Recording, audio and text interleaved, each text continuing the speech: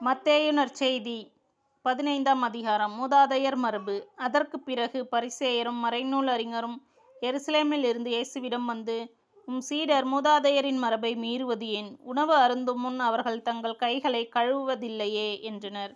இயேசு அவர்களுக்கு மறுமொழியாக, நீங்கள் உங்கள் மரபின் பொருட்டு கடவுளின் கட்டளையை மீறுவது ஏன்?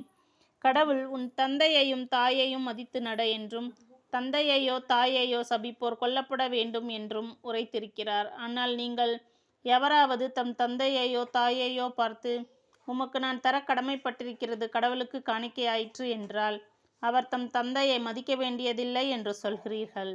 இவ்வாறு உங்கள் மரபின் பொருட்டு கடவுளின் வார்த்தை பயனற்றதாக்கி விடுகிறீர்கள்.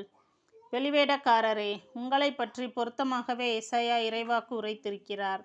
அவர், இம்மக்கள் உதட்டினால் என்னை போற்றுகின்றனர், இவர்கள் உள்ளமோ என்னை விட்டு வெகு தொலைவில் இருக்கிறது. மனித கட்டளைகளை கோட்பாடுகளாக கற்பிக்கின்றனர், இவர்கள் என்னை வழிபடுவது வீண் என்கிறார் என்றார். மேலும் இயேசு மக்கள் கூட்டத்தை தம்மிடம் வரவழைத்து அவர்களை நோக்கி, நான் சொல்வதை கேட்டு புரிந்து கொள்ளுங்கள். வாய்க்குள் செல்வது மனிதரை தீட்டுப்படுத்தாது, மாறாக வாயிலிருந்து வெளிவருவதே மனிதரை தீட்டுப்படுத்தும் என்றார். பின் சீடர் அவரை அணுகி, பரிசேயர் உம் வார்த்தையை கேட்டு மனவேதனை அடைந்தனர் என்பது உமக்கு தெரியுமா என்றனர். மறுமொழியாக, என் விண்ணகத் தந்தை நடாத எந்த நாற்றும் வேரோடு பிடுங்கப்படும். அவர்களை விட்டுவிடுங்கள். அவர்கள் குருட்டு வழிகாட்டிகள். பார்வையற்ற ஒருவர் பார்வையற்ற வேறொருவரை வழிநடத்தினால் இருவரும் குழியில் விழுவர் என்றார். அதற்கு பேதுரு அவரை நோக்கி, நீர் சொன்ன உவமையை எங்களுக்கு விளக்கும் என்று கேட்டார். இயேசு அவரிடம், உங்களுக்கு இன்னும் புரியவில்லையா?